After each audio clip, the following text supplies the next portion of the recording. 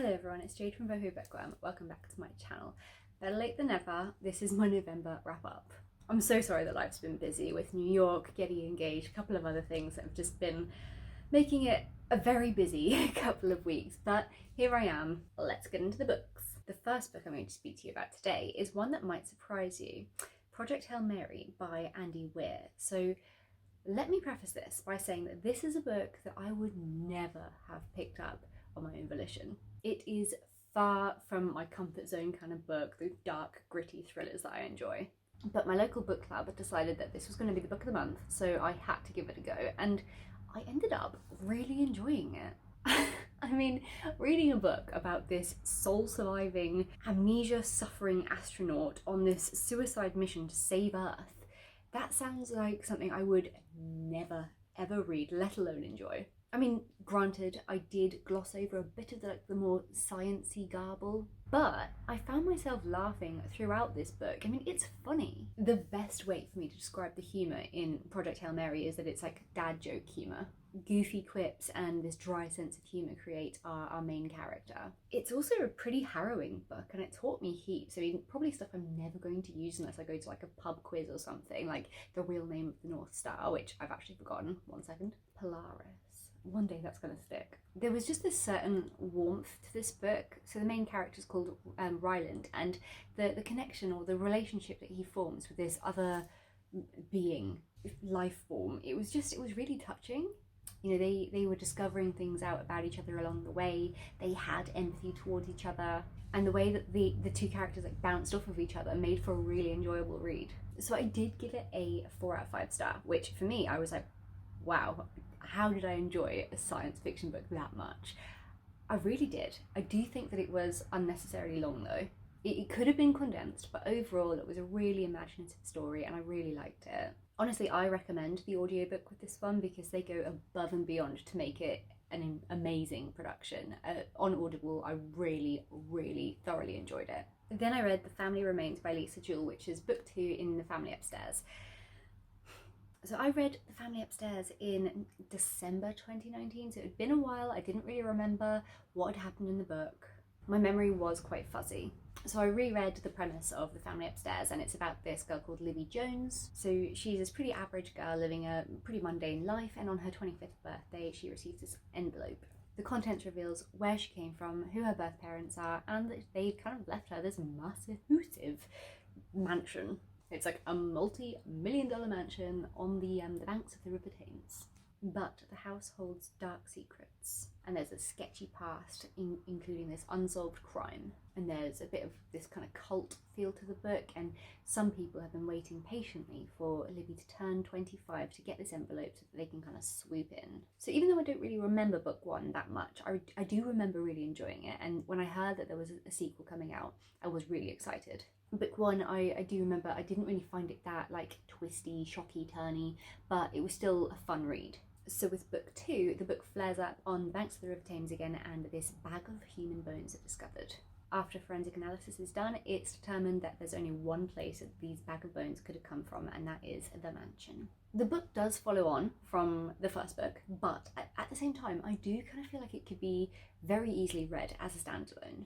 I recently read another book called Gale by Abigail Dean, which, just FYI, I did not enjoy, but that book, as with The Family Remains, it has this kind of House of Horrors element to it, which, I don't know, it's just bizarre that, you know, sometimes you read a book and it's got this unique element to it, and then you read another book and it's got the exact same thing, like one after the other. I found that a bit weird.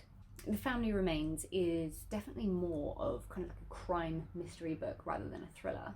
It is heavily focused on the detectives trying to figure out the case of these unidentified human bones, and then, you know, they discover who the bones belong to, and they've got to figure out how she was murdered, why she was murdered, blah blah blah. I did find the book disturbing and atmospheric, with dread lingering on every single page, but it was not without its problems.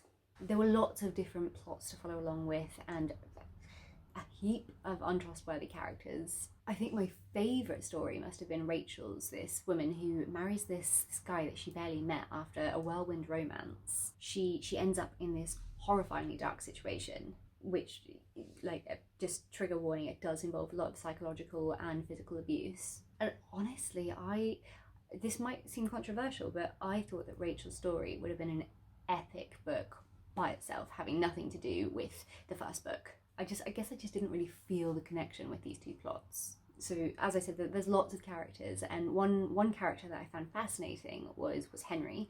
Although his level of obsession was just really it made me really uncomfortable. It was kind of weird because his character did such a 180 that by the end of the book you just don't know how you feel about him, and it didn't really sit well with me. Another character that I had a lot of like feelings towards was the why can't I talk today? The detective, but he was just a really odd character. He kept mentioning how he could tell when people were lying, but it never like went into detail about like what kind of like quirks or little things gave their lies away, like what they did. And I kind of wish that would have been a bit more explained. I also found his character really unprofessional. Like as a detective, I think he makes Libby cry at one point in the book, and he says to her, well, I'm going to carry on making people cry until I solve this case. And I don't know, it just seemed a bit like, that's not even mentioning his inner dialogue, which was just, I know everyone's opinionated in their heads, but it just really annoyed me, like how he was like, oh, you know, my colleague, he really needs a new girlfriend because this single life just doesn't suit him. Saying like what he'd do if he had a bunch of money. I guess like what Lisa Jewell was trying to do was show us his inner dialogue so that we could understand his character more and get to know him, but I kind of felt like it was a bit too forced, and that she was trying too hard to make us warm in some way to this character, but that I just hated.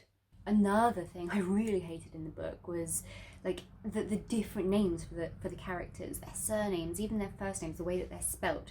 That really got on my nerves. For example, Finn, Phin, and Finn, Finn, but then there's points in the book where they're talking and one of the characters is saying in their dialogue Finn, and then the other person responds to them, oh, you mean Finn, as in Phin, and I know that maybe they just, in their heads, they're like saying, okay, well, it's spelled this way, but they can't see how it's spelled when they're talking to each other. So why correct them? It's just Finn. Furthermore, on Finn, I felt that his whole reason for fleeing the country that's like revealed at the end of the book, I just found that completely ridiculous. As with the first book, the twists didn't blow me away. There was nothing spectacular about it. Everything was just so chaotic one moment and then wrapped up perfectly in this little bow the next. It was too rushed, too perfect, too neat, too tidy. So I gave it a generous 3 out of 5 stars. Then I read Part of Your World by Abby Jimenez. So this one ended up really surprising me, and I'm going to start by saying I gave this a 3 out of 5 star review, but I ended up loving it. So why did I give it a 3 out of 5 star review? Well, I will explain. It's a really sweet and funny book, which was just what I needed in that moment. It's about two people from very different worlds who form this connection, but they're very worried that because they're so different, their lives have just never worked together. For me, because I guess, you know, it's snowing outside at the minute and everything's just so beautiful, cold, cozy, the heating's on, I've got like hot chocolate on the go, the, you know, blankets and candles are lit, things like that. So it was just such a fluffy, cozy, contemporary read that made me feel all the feels. I mean, at one stage, I was literally wiping tears from my eyes. Alexa, one of the main characters, she delivers this baby with a cord wrapped around its neck, and I was literally sobbing. It was just this perfect balance of like laugh out loud funny and emotionally charged. I guess maybe I connected with it so much because there's no denying that me and my partner, we do come from, you know, very different worlds ourselves. He's got this amazing big loving family and quite a successful job and a fancy car. You know, he's owned houses and has bloody metal bank cards, whereas, I mean, me, I have a rusty yellow Mini that I have to kickstart. I live in holes in all of my undergarments and barely scrape by every month. And the only home I've ever owned is my suitcase. I mean, some of that might be a little bit more like added on for dramatic effect, but you know what I mean. I loved the story of Alexis and Daniel forming this connection, and it was undeniable, and despite all odds, they, you know, love conquered. It was definitely a bit insta-lovey, so you've got to be in the mood for it, because I know a lot of people get really irritated with the whole insta-love thing. The insta-love did make it feel a little bit more forced, whereas it could have run a little bit more smoothly, but I still really liked it.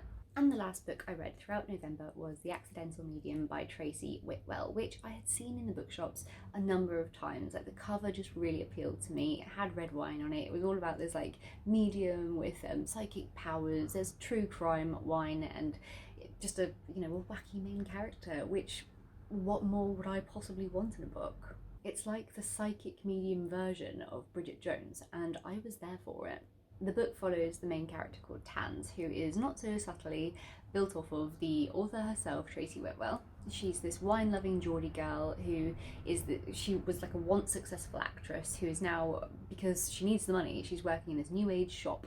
This is to kind of keep her off the streets, pay her bills, and feed herself. And when she arrives, she quickly discovers that she's got some pretty nifty psychic abilities, which sounds really cool, but then all these ghosts start kind of appearing around her, needing her help. So, equipped with her new psychic medium powers, she helps people cross over and solves crime cases. There's just so much about this book that I was able to relate to, you know, from just fancying some chips and some wine occasionally, or every day, to having flip-flops permanently welded to your feet in summer. It was so relatable, and I was chuckling the entire way through this book. I enjoyed that Tans was this actress still trying to get, you know, jobs in the industry, and it definitely portrayed, or, you know, showed that industry as it really is, which is cutthroat and really hard. And as someone quite partial to the Irish, I really did enjoy Tan's relationship with one of the other characters, Pat. I mean, of course his name's Pat. I won't spoil anything, but I did wish that we had more of Pat and Tans in the book.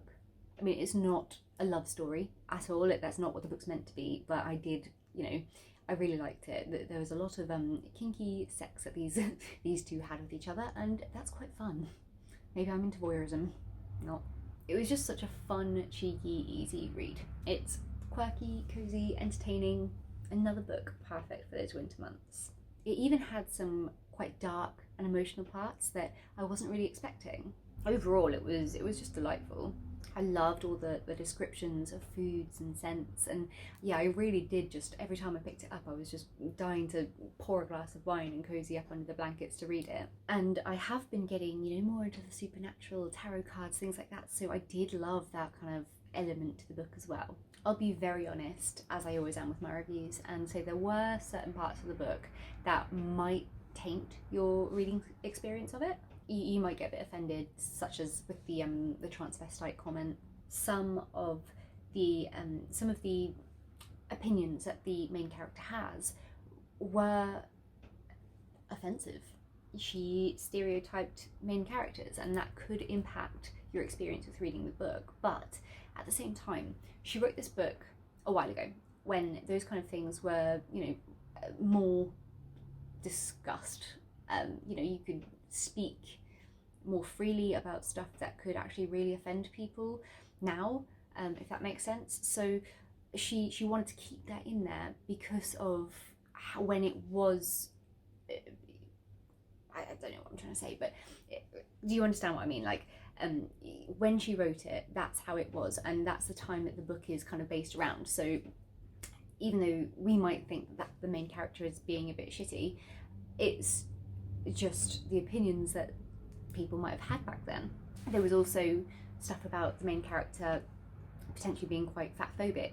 She made a lot of comments about her body weight and her diet, which could also be really disheartening or not enjoyable for a lot of readers.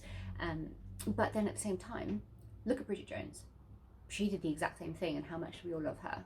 I do wish that we had more murder cases in this book and more experiences with the supernatural, but it's book one in a series, so I just know that there's plenty more to come. So I gave it a 4 out of 5 stars, and I believe that her next book, Gin Palace, comes out, it was supposed to come out in December, but I think it's been held back a little bit, so I think it's January or February, but I'm very, very, very excited to get my hands onto it. Anyway, like I said, I am sorry that this is so late. I'm trying to get back into it after all the travels and stuff. I just ran out of content, and then with getting back to work, settling back in, everything's, you know, with the weather as well, it's so dark all the time. It's so hard to like film or take pictures for Instagram or do anything of the normal stuff that I could just like easily do in summer at like 5 o'clock in the morning, because it's pitch black and sometimes I'm just too cold and miserable to bother getting up and doing stuff, to be honest. But I'm trying my best, and yeah, I will get you stuff as soon as I can, when I can, always. So I hope you're all well, and yeah, say hello in the comments down below. I always love to hear from you. Talk to you soon.